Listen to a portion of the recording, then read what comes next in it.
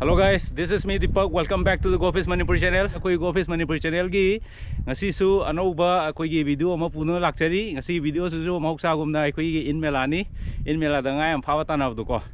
Ado yengje nahan mamangi video aina in mela gi thagachagi da aigi viewers sing na adugi mti appreciate tawbiba yam thi nungai jai. GoFish gi maike de haninga litna thaga phongduk chari. Akoi hujing ngasi gi in mela akoi na coverage lakchabji dai da aigi mateng pangbina bai da makta aigi yamba Napon bises ako na dabung ko dabung iba ni ngasi cover tok din ko ado huji changa yengji in mela hogdri ngasi di matam chan la akoi tim jena adu duga huji mayam je indi thare adu sondi som de hore refri khonga son bi are kan son duine ko ado kamai to wa kyam phana ge to yengors ale tu ma'am to ada lei ma'am je ready to loi lei na re sangje lengs now no in mela yeng lai ro cái nơi party pha bao bao cũng mà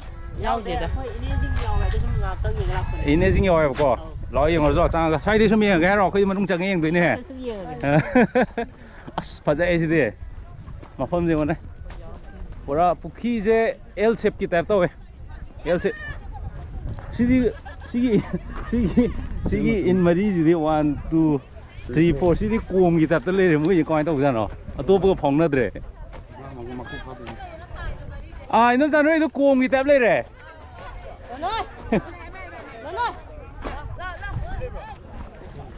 Koi yam gì nó phải khai đi. Tao mong si pulang na lupa kita tanda no. Si pulang na pelak kamu ka lising trong ah. Lah mga lising trong ah. Adu di ina mong kita tara. Ini mungkin pertama sama Lising ama ka samapan. Lising sama capan lupa terpaksa lupa catur. Oh, lupa catur. Oh, Saudi am ngai doing ngasi dia paisa am yam buk dui di na tra. Mana bini tu mana. Ada koi tamu party yam me ohum di su bro. Koi ohum ada tamu na paisa khom se li paisa khom loi baka. Se paisa he khom loi baka nei da ngasi in mela ja hok doi ne koi tau ju yam hai tai ne. Koi yam ju moi organizing committee ne tai ne. Thoi do ko prize first second third di leitre ado moi gi Apa daw di sini. Pa moi no Masai daw, kita pare masai daw. Oh, dene wa. Yam ngai ba mela mo doi re. Koi yam ju koi ye ngasi organizing committee. Mana. Bitum bi.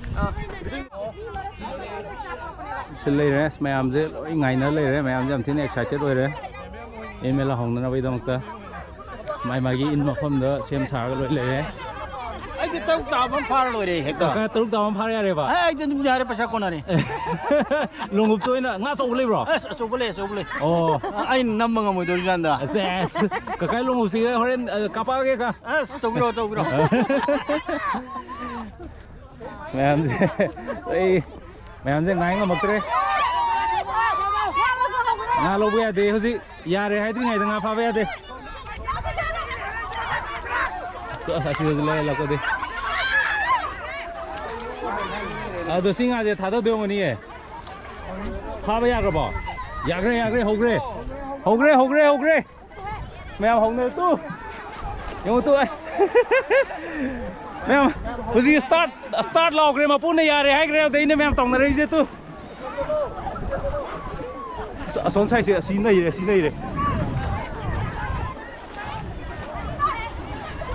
Mày start tao cái khuất nó phải khuất. Vậy khuất nó bây giờ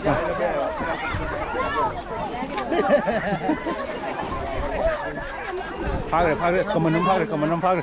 Không lên. Ta xin gì ngã phải lên. Ôi, ngã xuống rồi. Mày em thằng này nhon rồi. Khuất nó nằm rồi đấy, xin nhiều tiền lên.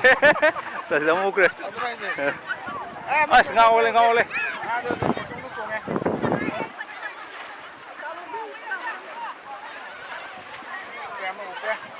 Damo kre.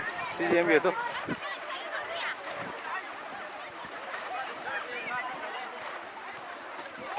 As, Malay, kita zoom le. Sorry. Zoom le. Rasa tu lak re. Nah, tahu gini ko. Lak re. Masa tu tangkal lak ke tu di. Nggak sama lah ini. Tanto. Maket dito pa yun eh. Sawi. Nga je tu. Sorry. Yari. Sao kre. Separuh. Sila re. ꯑꯃ ꯐꯥꯈ꯭ꯔꯦ ꯁꯤꯗ ꯋꯥ ꯁꯤꯗ ꯂꯣꯡꯉꯛꯁꯤꯡ ꯉꯥ ꯐꯥꯕ ꯀꯟ ꯇꯥꯟꯅꯔꯤ ꯉꯥꯁꯦ ꯃꯁꯛ ꯑꯆꯧꯕ ꯑꯣꯏꯔꯝꯗꯧ ꯃꯥꯒꯤ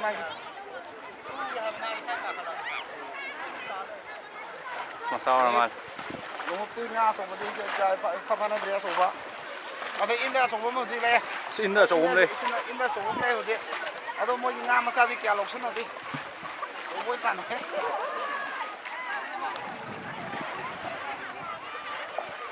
ꯍꯥꯎꯈ꯭ꯔꯦ ꯍꯥꯎꯈ꯭ꯔꯦ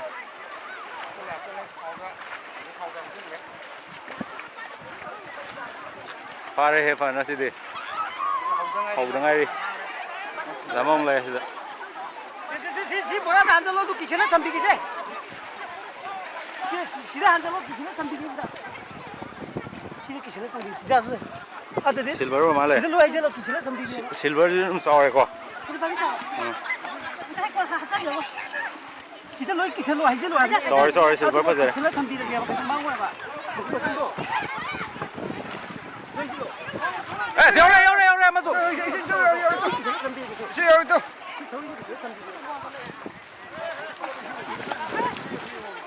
시 인지만 파면 싸 그래?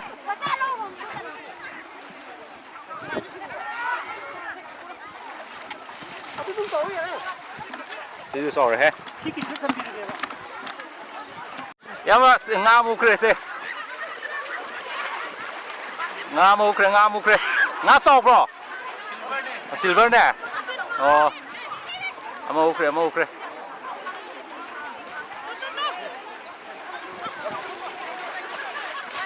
아, 실버 시파제. 킬로 디 lên 실버 파제 시 롱업 나 파기 nga 되는 지기.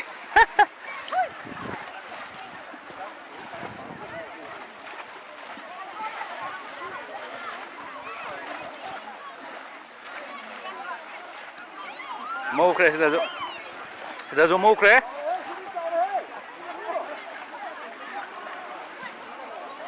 Phá kre mà sao phá kre.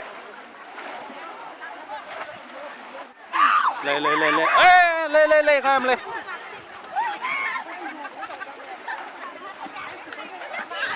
Lên.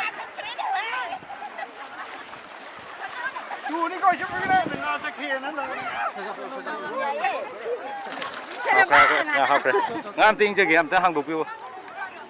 스펀 파레시디 다 뭐이제. 실버 소소 뷰에. 실버? 어.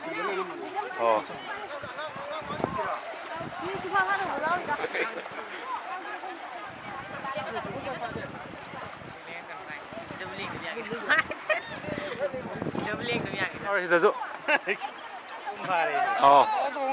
nga sâu rồi hết đi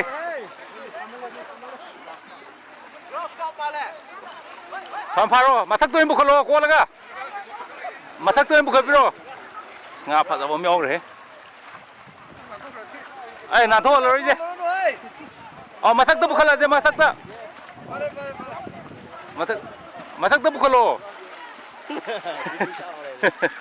anh chị xin đi rồi hết làm tay rồi này hãy đua kita sakal hãy đua trồng dari gini kok sini kilo mari untar nih tuh ai khung xem tuh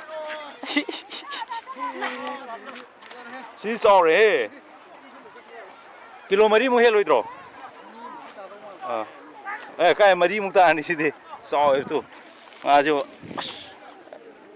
ai khut nih saya makok saya ai kubak sih trong mana itu sini sorry sini đi mày làm giúp phận á ngà phận này đi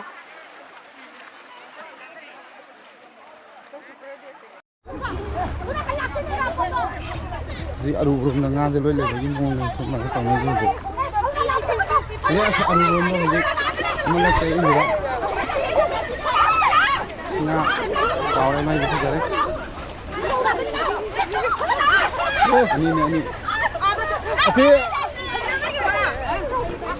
Si aru barom di dalu nga jo nga di le. Je le kom ni yom na songa pe dre. Nga so me or tu ai leng dre nga je leng dre. Nga je nei ve man leng dre songa so re. Matak to ke matak. Tenu da sai lo. Sorry. Gracias.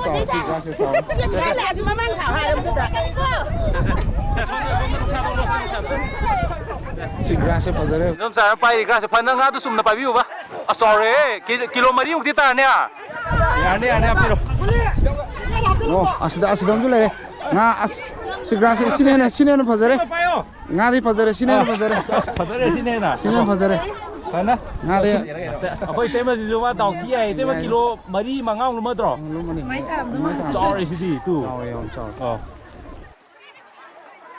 ꯆꯥꯎꯔꯦ grass ꯐꯖꯕ ꯌꯥꯎꯔꯝꯃꯦ two ꯁꯤ ꯃꯇꯦꯛꯁꯤꯗꯩꯗ ꯌꯥꯏ ꯍꯥꯞꯆꯔꯝꯃꯦ ꯇꯦꯝꯕ ꯑꯧ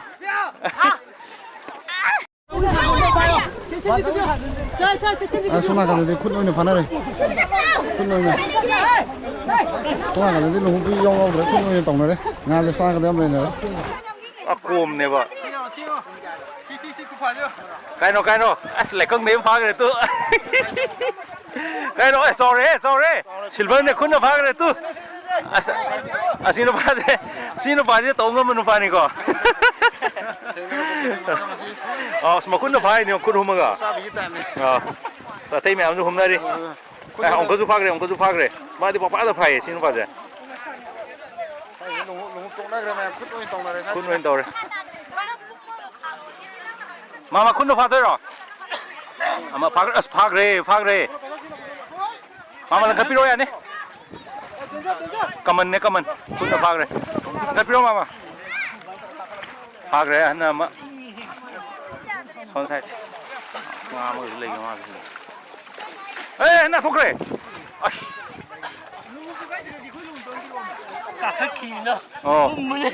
ꯅꯥꯟꯊꯣꯛꯈꯤꯕ ꯋꯥꯅꯦ ꯑꯩ ꯃꯊꯛꯇ ꯂꯩꯗꯤ ꯂꯩꯔꯝꯃꯕꯖꯥꯠꯅꯦ ꯃꯊꯛꯇ ꯂꯩꯗꯤ ꯂꯩꯔꯝꯃꯦ ꯃꯥ ꯁꯤꯅꯤꯅꯦ ꯉꯥ ꯂꯩꯈ꯭ꯔꯦ ꯑꯁ ꯅꯪꯍꯧꯗ꯭ꯔꯦ ꯁꯤꯗꯁꯨ ꯑꯃ ꯐꯥꯈ꯭ꯔꯦ ꯁꯤ ꯅꯨꯄꯥꯁꯤ ꯈꯨꯠꯅꯗ ꯑꯗꯨꯝ ꯁꯦꯠꯀꯠ ꯂꯩꯔꯦ ꯃꯥꯗꯤ ꯈꯨꯠꯅ ꯀꯃꯟ ꯑꯆꯧꯕꯁꯨ ꯐꯥꯈ꯭ꯔꯦ ꯇꯨ ꯁꯤ ꯅꯨꯄꯥꯁꯤ ꯌꯥꯝ ꯍꯩꯕ ꯑꯁ ꯑꯃ ꯎꯈ꯭ꯔꯦ ꯁꯤ ꯂꯣꯡꯉꯨꯞꯀꯤꯁꯤ ꯌꯦꯡꯒꯦ ꯌꯥꯝꯕ ꯌꯥꯎꯔꯤꯕꯣ ꯊꯦꯡꯅꯗꯤꯌꯦ ꯉꯥ ꯑꯆꯧꯕ ꯑꯃꯗꯤ ꯀꯩꯅꯣ ꯇꯧꯈ꯭ꯔꯕꯅꯤ ꯃꯇꯦꯛ ꯑꯃꯈꯛꯇꯅꯦꯕ ꯁꯤꯗꯩꯗ ꯑꯃ ꯎꯈ꯭ꯔꯦ ꯃꯤ ꯑꯃ ꯏꯔꯨꯈ꯭ꯔꯦꯀꯣ ꯂꯩꯅꯥꯡ ꯃꯛꯁꯤꯗ ꯇꯨ ꯉꯥꯗꯤ ꯌꯥꯎꯔꯤ ꯅꯠꯇ꯭ꯔꯣ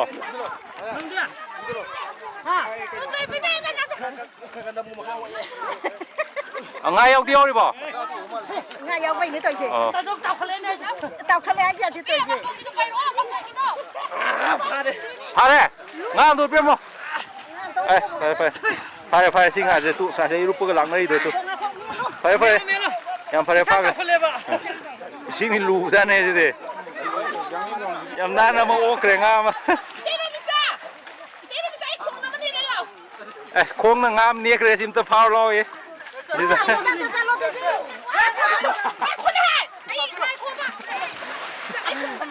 Khong na ngam nie.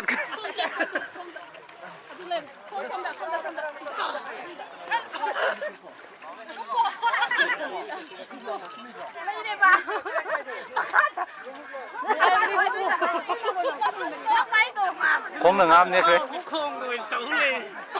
Phare. Ah sorry. Yam hay na nie le. Purong ne yam hay nam ta nam ho ge ko. Nó ra gì cái thằng tên nó mong cho porong nó bay cái. Gì cái nó về đi porong đang special rồi không là nè là phàm như này, yam hay nó cha nó bị rồi. Vậy. Kun hela ni long bani gi di lising ama ga chani ko. Suma kaman suma tan ka thang a biro. Ka chawm ba ro. Chawm ba ro re. Kaman tu. Si kaman ni fa re. Long up no đi làm gì à đấy? Rau số ní nè. Rau lúc bao giờ đấy? Rau kilo mấy hết là ní gì? Được. À, xin ngài gì mà long up kêu đi làm gì à đấy? Đóng lo tay rồi. Mà bây giờ phá đâu mà xí giờ? À, sao xuống sai từ điểm phản này vậy? Anh đào gà đang xí. Nào thì phá. Mà bây giờ kem phá cái xí kìa? Thế mới kem phá kìa? Mà phong hồng ra rồi mi tây xoắn cái điểm phản đâu vậy?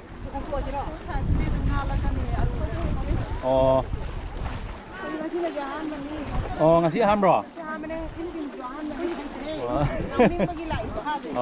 Bây giờ mà thằng sum to cái hay giờ cái này đó. Yo. Ima ơi kem phá kìa? Xí đấy rồi. ồ bora ngâu thì giờ đóng luôn nè bora ngâu gì luôn này à mới còn luôn đây gì trọc không tara đi lên nè xin mà cái sân đi pan rồi đi ai tara phát đi co kilo tara trao phan ra đi ai ai em lấy vợ phải sai em trao được thế Sini nggak tahu ini nggak kiam jauh yang sih grass. chà wow Si grass sih. Wah, semua gua. Si grass di banyak itu loh sih deh. Tidak loh ini lagi. Lo tuh penting anh kia đấy si grass ôm đi rồi thì mà xin nuôi kia rồi xin ngài gì đi phát ra đấy lo tăng luôn đấy đâu Lo kilo Tadi ini sekali terus. sini dah. ini dah kayak kunyuk dong malah lewat kan dah Kenalan ni dah. Dah belum ni. Hangat ni hangat apa? Kilo kenalan ni apa? kakao yang mulai rồi nungai rồi cả số nào cần thì in gì đi kia thì xin được đâu mà lại xin là 20 rồi xin là 20 này vậy coi kia tăng không nhiều nè mà thằng người em tòng này là nếu farm em lấy điểm này nữa cái nungai rồi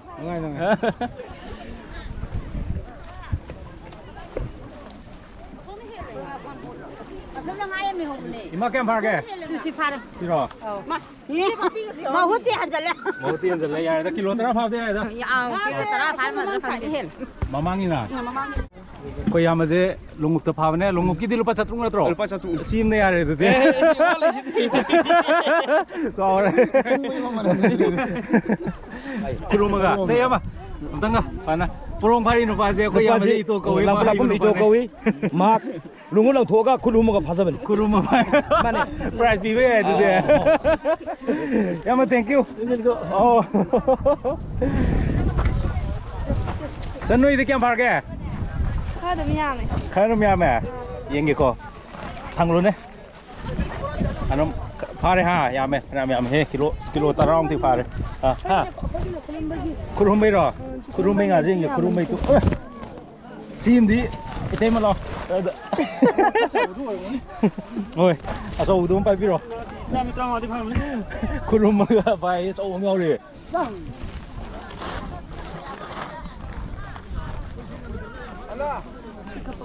tôi sẽ phụ thuộc tên nga gì khơi tên mà cái gì khơi tàu muốn nó rồi tên mà kia khơi tàu muốn nó khơi yam nó khơi tên mà cái hero nó farm này kurumai tu ngay khu xóm này kilo hôm mà đi用tiền này tu sorry kurumai phải long no pa na te da ki in the farm na te do farm fire ka kai di kam far ke Kha no phang re me. ko to jo Ai demand re. long tăng gì đó in job rồi Lungu ke inga. cái du kun mu fire đấy ko Phai phai. du ya ya mai di ma le kam far ke ai pul na kan pul le phải nè hồi nga lên si bora gì em mới rồi si bora dân tiền kì lo nè cho bay view lo nè nga rồi ya mai nga gì nga gì kilo kun pa dia re nga ngi si di grass cup nga ngi azara bani sim di nga masi min nam no na bada pra ka do năm nô na da nó phải rồi lung ta alum nan lung oi ta di em hay ha nga so lung up chalam roi gì đó san de imao di kam phar ke Police. inong nga lungo nga pangai gi je kai no Sini yang saya dulu. pangai gi si tu na bisi si si pangai gi hydro yang je de de nga si pra si di bora ke no ne patue lo thang la ki lo ke mo nong le tro Phải mua nó mới đi phao này. Mua đi rồi. mo ne la ni à si pha ja re koi toi kam phar ke Phao thì ngay sini yang. lung up tang win do ro in do ro Lungu tang tôi. Kung tang nga yang ya bro Iya iya. nga yang je sa sana kan di nga kilo hum mari ta ba so yo hoi ne amba di mur han jalat tu mo je le kilo pa sa trung ni ya da ko ya as koi to bit ne ji di so koi te me Koi di nga maku da nga yam phai. te ma wa kan nga ro du fa so na ta ba bi yang to nga pulum ta so si phu pro ne kita nga da si to tu te mi nga je kilo sim nang na kilo mari mu le ni da hôm đi là ni koi te ma yam ti hai le me tu hôm đi là ni ko ma yi nga ke to ke pa ro Wa ne he ga khak ni ne. mai tại đi con ima ima yếu so rồi ai tu ꯉꯥꯁꯦ ꯑꯗꯨꯝ ꯁꯤꯁꯦ ꯏꯃꯥ ꯋꯥꯈꯜ ꯅꯨꯡꯉꯥꯏꯕ꯭ꯔꯣ? Nungay. Ngàn đi à. View gì cho tiền bố tả lại cái chi phải cho phạt. sorry 시 sorry fazare nga fazaba phawe yore imai nga jam ti yeng ge tong ne ye fazaba yore si yore grass to ba view ne ma phamaga Mà không mà phải. phai re ne nga do yung khat piyo nga do simai nga je fazare kilo hom di hel ni da ko Thế là mình. fazare nga so wa no amama mani ni de chum di lo phan ne ko Sai ngàn. no ngai Sai ngàn chứ sanai nga jo pai bi ro lo moi tin lungu ki nga ro ka gi nga no Ít gì nè. win gi na sa Em ghi ở đây tôi. Không giàu đấy. mà hôm gì mỗi hôm nó phán này cái gì thôi thank you mà em thằng gặp này liên ngầm đây mà gì Chicken ay ano ba? Yan pa yung ano ba? 맞아요, 맞아요. 마시니 ngasi akhoi ngasi no mugi haita ne ko go fish ki akhoi nga phaba gi fishing video ma'am अखोई video जे नुआरगदी अखोई share तौबियु like तौबिरमो अदुगा comment तौबिरमो अखोई गो फिश की टीम की माइकेदगी इन मो सिंजरको इन हाइजेनिंग बमना मैम दा व्यूअर सिंग दको अखोई कह हेतारे आइगी कमेंट मैम जो पिबिरे मिनको हाइदि मथंगी मेला तौगदी हाबिरो खोपिरो काय लोय हाबिरक पे अदगी मेला तौनिंगी खोनिंगी ai mela tongningi khoningi adi haiba khotpa adigi farmer sing haita ne farm apu lega jo nom haibiro ado khoi go fish specially go fish haiba khoi channel se khoi gi nga yoiba kangu adi nga phaba kangu specially haiba nga ga mai le no mi sing gi damata dedicate tawjaba channel amani aduduna mayam loi pibiro comment pibiro haibiro khoi jo ngam mateng pangjage loina kai gumba sumaina nga phaba gi kumai haita ne nga mela gumba phajaba adi nga chauba leiba leidana ko mayam na phajani ge khanbo ita ga di any go fish ki video am na comment pibiro ko heng tanga dukta le noi lao ko lo akhoi nong covering to lak sage number lak sage aduna akhoi na video number de nga phaba mayam gi ju adagi phama pu gi ju adagi kai gi haita ne akhoi na mangam ma mateng pang jage adu nga phaba nungai ba do mayam da utla kan de mayam punna yengminaji adune ngasi gi lambi je kara akoina labulam hangda smaina pukim pan japani ne lambi je kara keno di to edo thank you everyone, thanks for watching akoi ge go fish channel subscribe to division of sing sure subscribe to view akoi ge go fish channel se hen na song no honor da mayam dagi mateng nijari mayam na mateng pang view thank you, love you and see you on next video. Thank you.